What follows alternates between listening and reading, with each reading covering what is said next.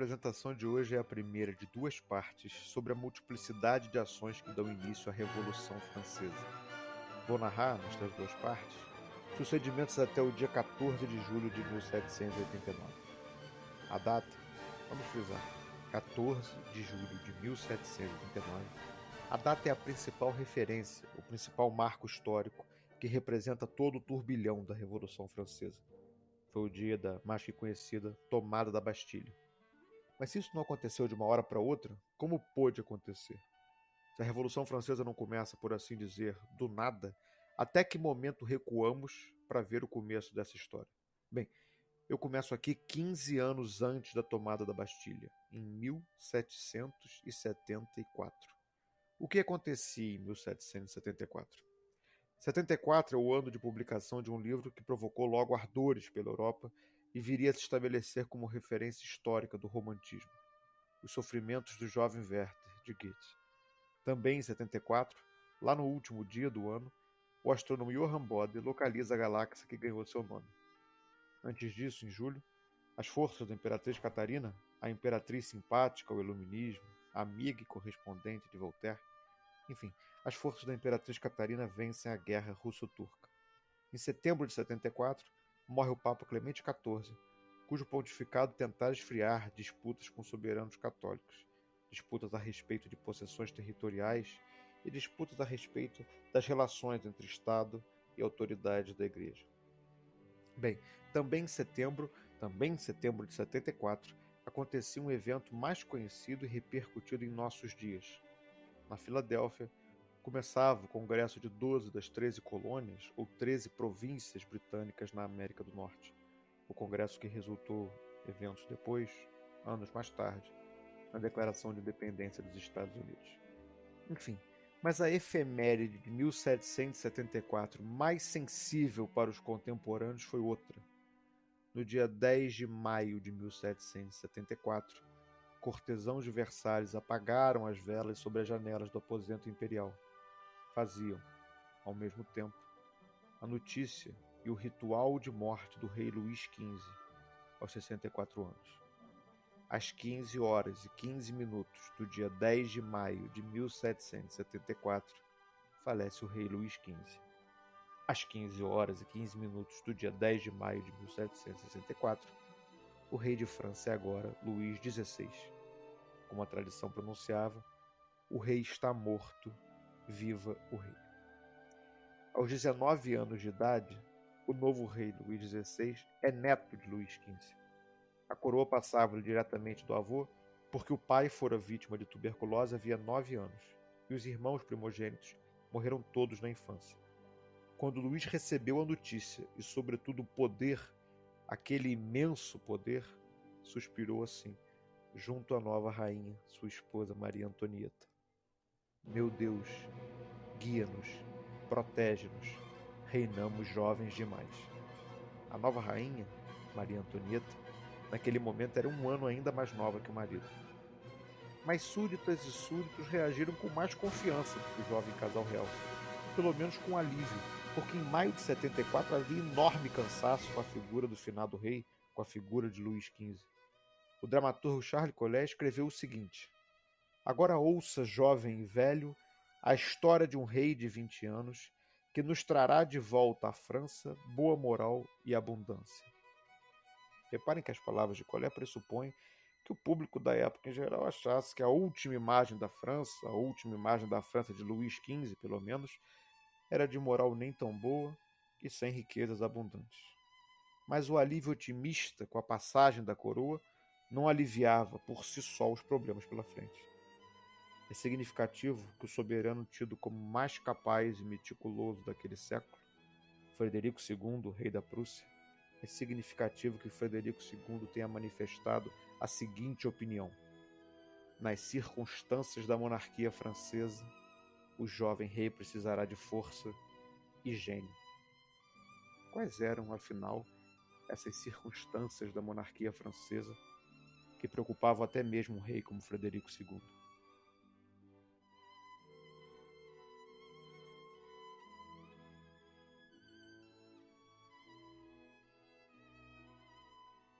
O O primeiro controlador-geral nomeado por Luís XVI viu uma coroa que chegara a um endividamento tal que só os juros dessa dívida comiam 60% de todo o orçamento. O nome desse controlador era Turgot.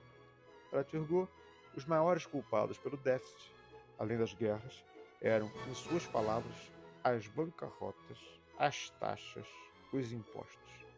Ou seja, para Turgot o problema era, vamos dizer assim, ainda que não seja totalmente correto, o problema era a própria mão do Estado contra a lei natural das riquezas. Outra circunstância especial da França que preocupava os governantes era o grande crescimento demográfico, que chamava atenção para urgências na produção, na circulação econômica, nas instituições políticas, enfim, urgências no cotidiano do campo e da cidade. Já nas relações exteriores, as maiores gravidades eram o fortalecimento da Inglaterra e a emergência da Prússia como potência continental. A Prússia daquele mesmo Frederico II, rei poderoso. Essa circunstância difícil já preocupara o falecido rei Luís XV.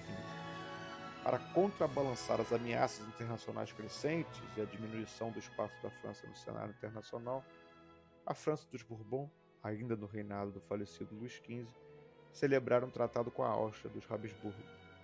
Foi justamente quando as duas dinastias realizaram o casamento, por procuração, entre Luís XVI, na época apenas príncipe herdeiro, e a princesa austríaca, Maria Antonieta.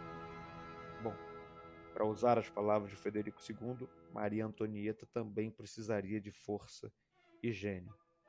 Ora, como seria difícil chegar à França aos 14 anos de idade com o dever de contornar séculos de rivalidade dinástica e nacional. Bem, este difícil início do reinado de Luís XVI não é um momento indispensável, nem sequer o melhor ponto de partida para contar uma história da Revolução. Muitas transformações que levam aos eventos revolucionários já estavam em jogo anos antes de Luís XVI tornar-se rei. Algumas transformações muitas décadas antes, outras séculos antes. Enfim. E mesmo em relação ao que veio depois daquele maio de 74, é seguro dizer que a Revolução Francesa só foi aquilo que foi também em consequência de alguns fatores alheios, ou praticamente alheios ao rei, digamos assim. A história da Revolução Francesa não é a história do fim da monarquia, mas elas são coincidentes. A Revolução será sobre o reinado de Luís XVI, depois sobre sua coroa e mais tarde sobre seu corpo.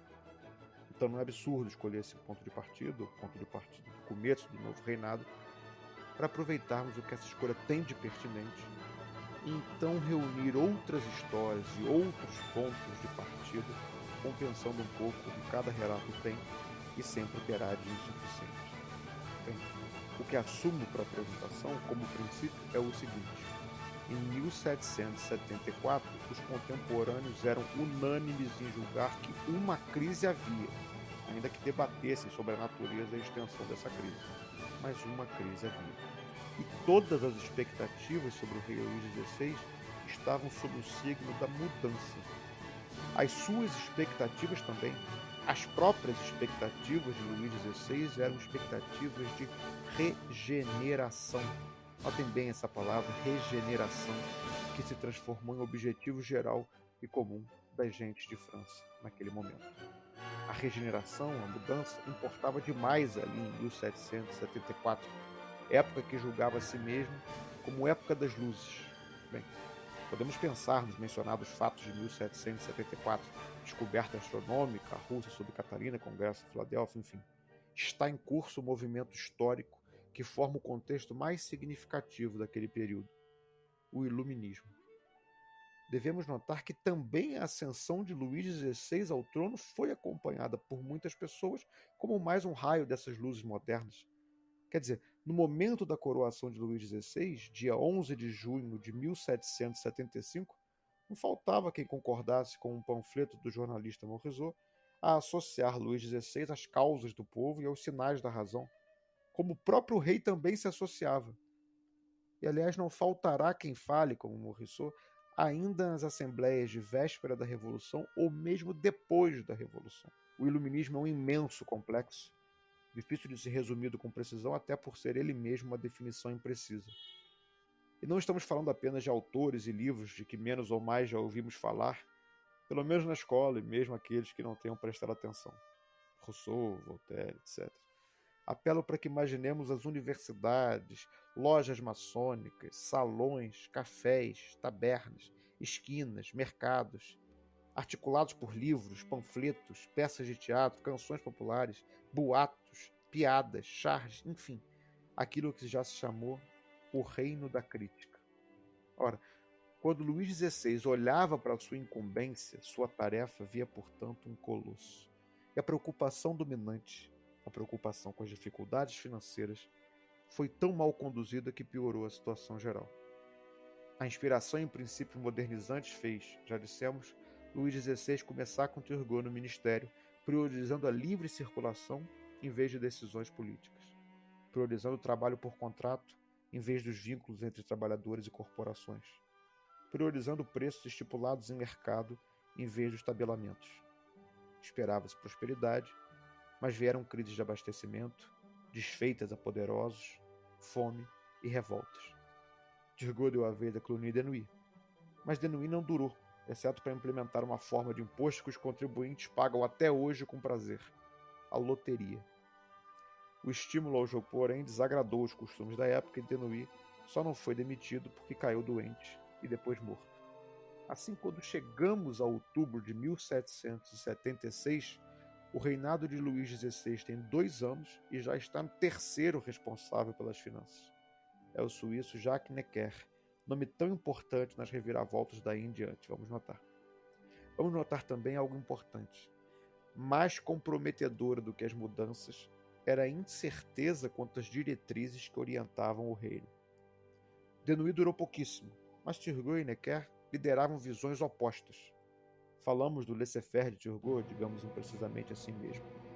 Já Necker simbolizava novo intervencionismo de Estado, dessa vez pelo fortalecimento na política internacional e a dinamização do comércio e da indústria com investimentos públicos, uma vez recuperado o crédito interno e externo da coroa.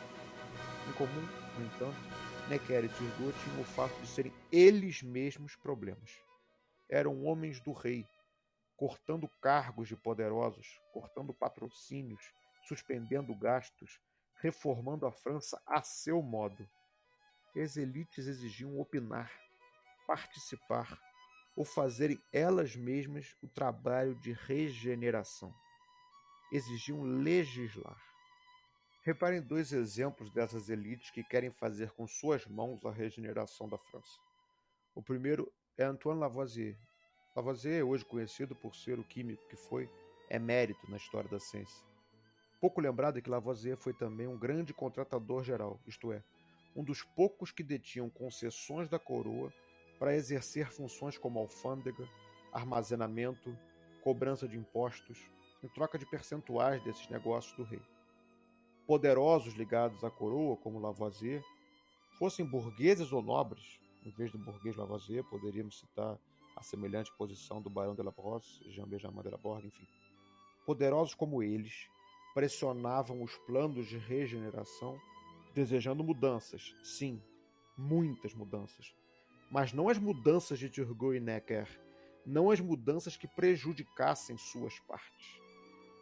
O segundo exemplo revela uma elite oposta a Lavoisier. Eram cidadãos poderosos do estamento da nobreza, ou mesmo comuns, ou ainda mesmo do clero, que criticavam os contratadores gerais como Lavoisier. Defendiam outras reformas, reformas amplas, muitas vezes tão amplas que mudariam pontos que para a coroa e os contratadores eram imutáveis. O conde Mirabeau, embora tivesse fama de combinar gênio e vigarice, via a si mesmo como um exemplar desse cidadão moderno, isto é, os homens que guiariam a sociedade pelas novas trilhas da razão e da liberdade. Mirabeau era conde, mas como diria mais tarde, e seria copiado por muitos de seus pares, são suas palavras aqui, atribuo tão pouca importância no título de conde que o dou a quem o deseja. É possível entender que os privilégios da nobreza já não correspondiam mais a tão grandes benefícios na sociedade em que se desenvolvia o capitalismo. É possível entender que, na verdade, os poderosos, fossem nobres ou não, pretendiam assumir novos papéis sociais mais do que proteger privilégios cada vez menores, cada vez menos relevantes. Porém, o que acontecia com esses ilustres é relativamente mais próximo ao rei e ao palácio, ou mesmo está dentro de Versalhes. O que falar do povo, do lado de fora?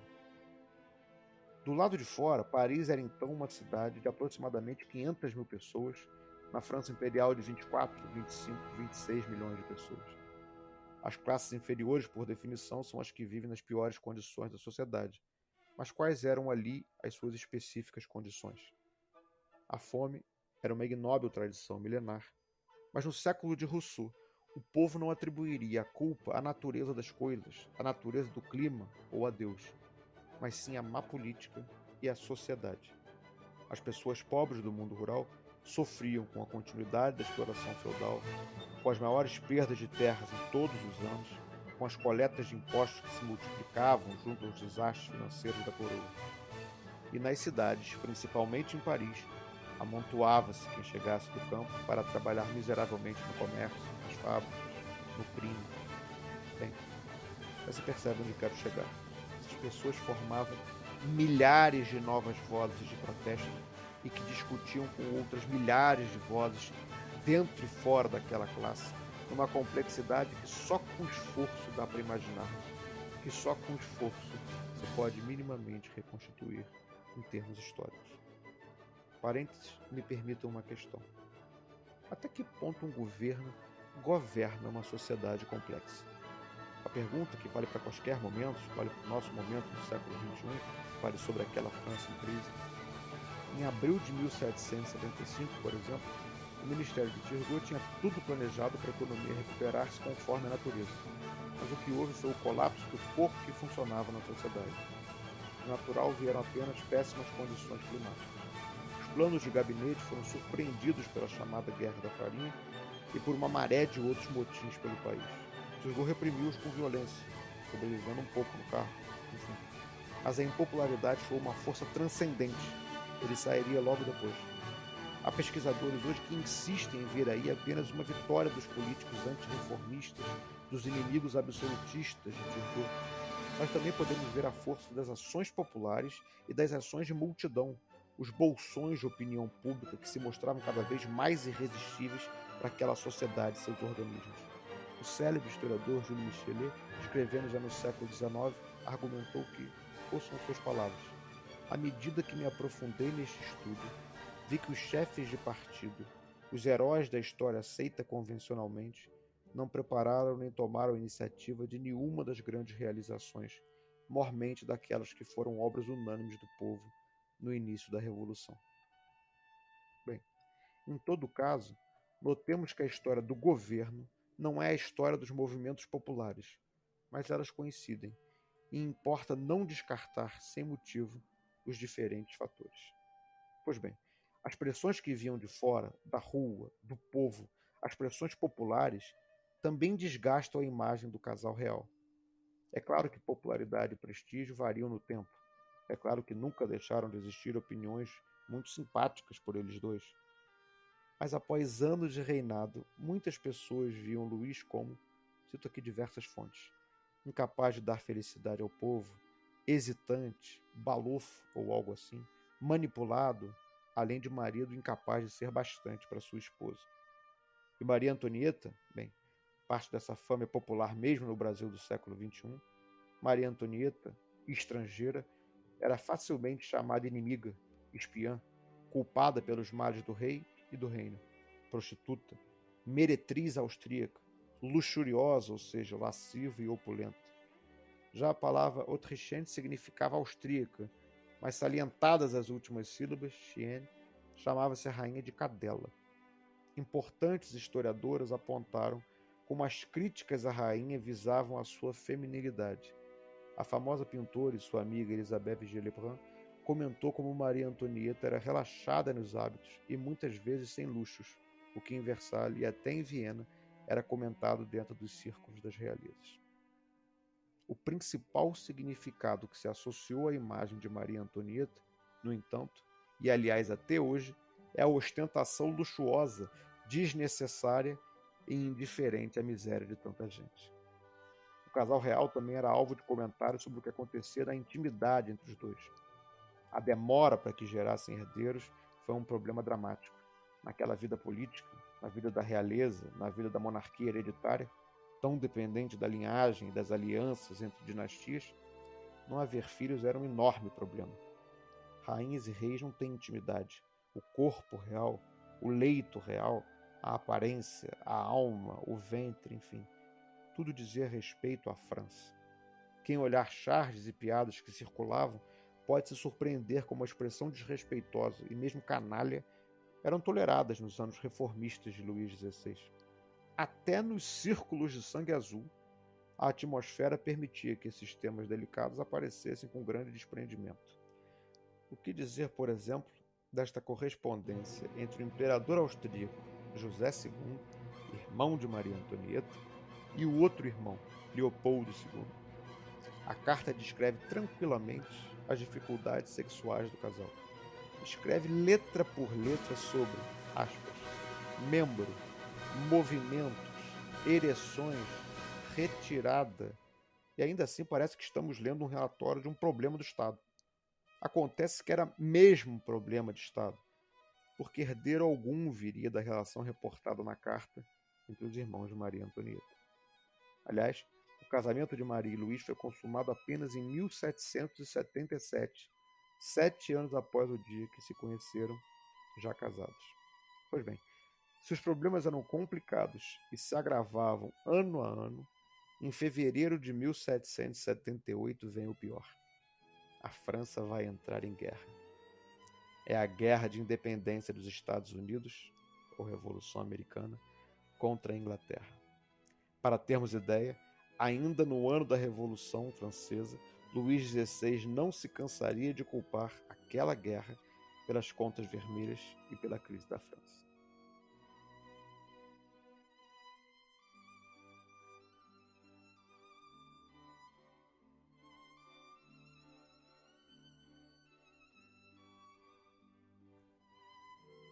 Mas por um tempo a vitória militar que veio, consolidada em 1783, deu à popularidade do rei Luís seu melhor momento.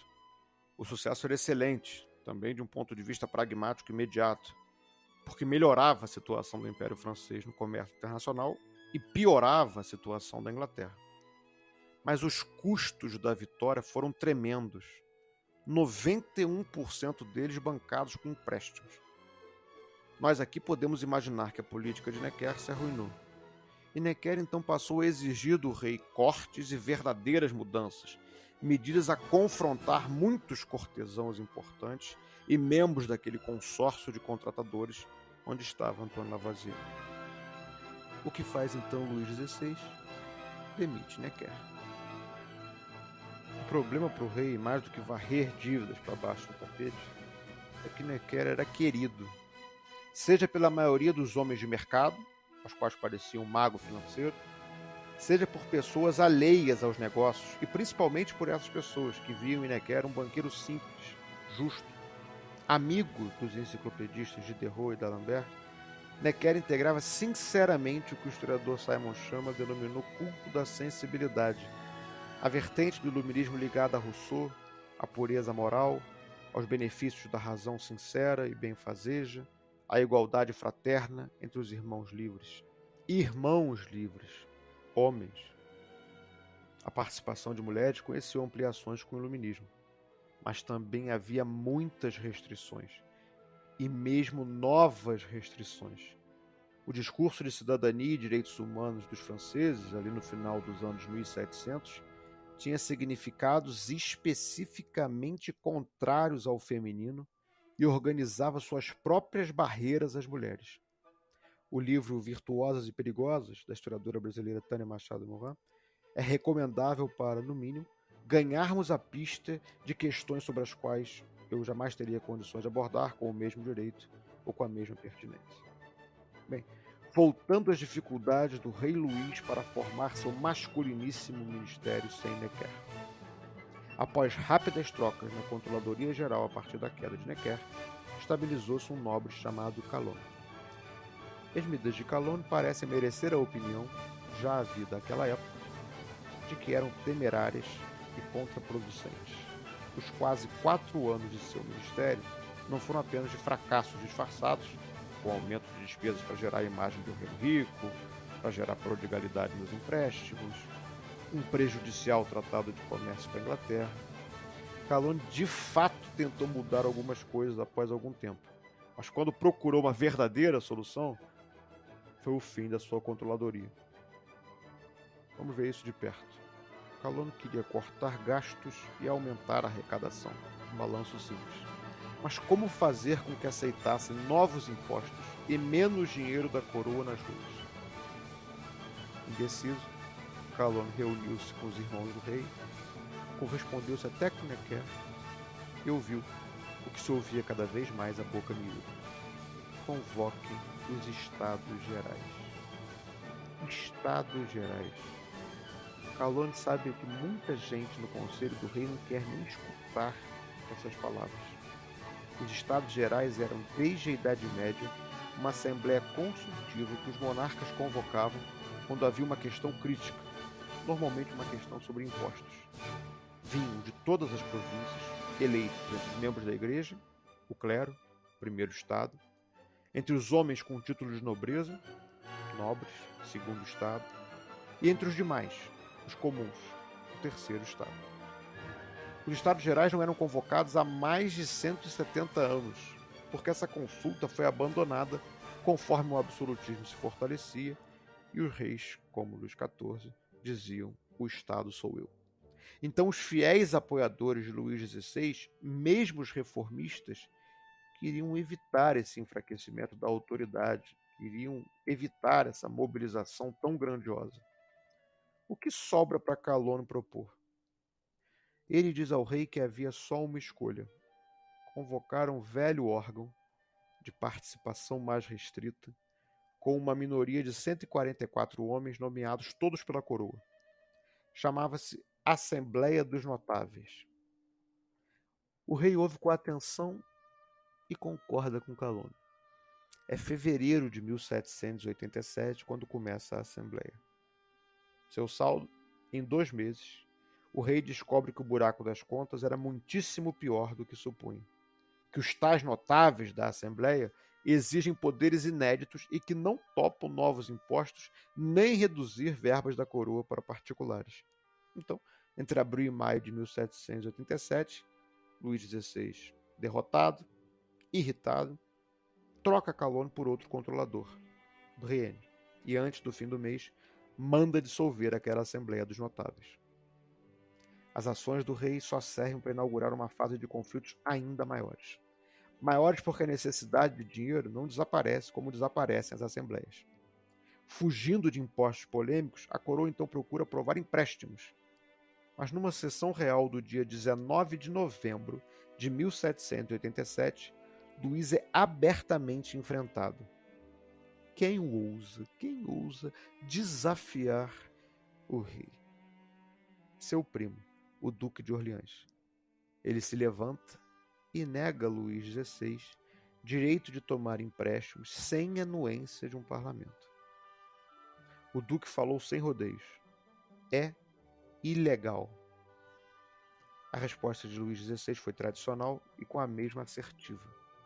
É legal porque quero. Resultado 1, o empréstimo acontece e o rei dá ordem de prisão e exílio para os contestadores, inclusive para o Duque de Orleans. Resultado 2, o controle político não foi recuperado. Ao contrário, a política escapava ainda mais das mãos de Luís XVI. No ano seguinte, 1788, o povo está engajado na tal ideia de regeneração da França. Em maio, as cortes tentam garantir que só com os Estados Gerais o rei pudesse fazer certas coisas, mas então são reprimidas. A nova repressão provoca, em junho, a ira generalizada. Na cidade de Grenoble, ocorre a Jornada das Telhas, uma rebelião em favor das cortes, em favor das assembleias, que não foi controlada nem a bala. Os levantes prevalecem sobre a monarquia. O rei não sabe o que fazer, e cada tiro que dá pode sair a qualquer hora pela culatra.